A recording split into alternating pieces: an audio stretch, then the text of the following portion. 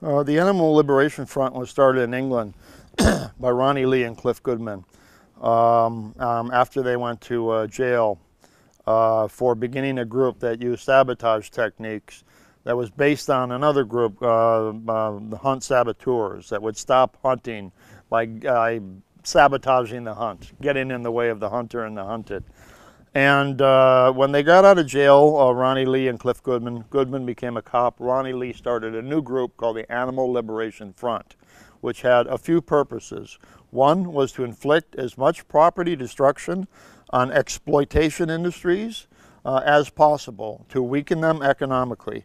Two was to liberate animals from cages as often as possible. And three, this is important, that this is a non-violent group. They do not consider property destruction violent.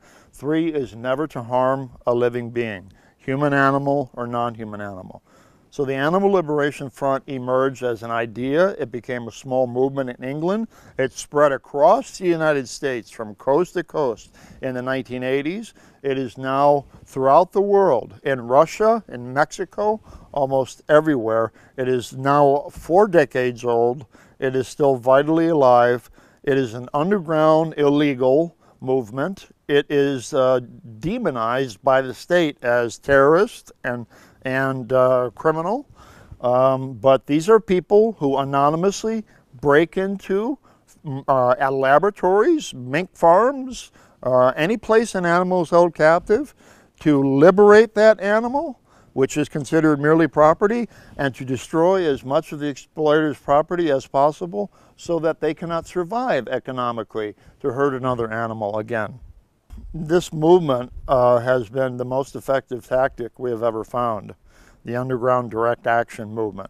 By direct action, I mean we take action ourselves against an exploiter. We don't ask a legislator to do it for us because they are in bed with the corporations. They're not going to help us.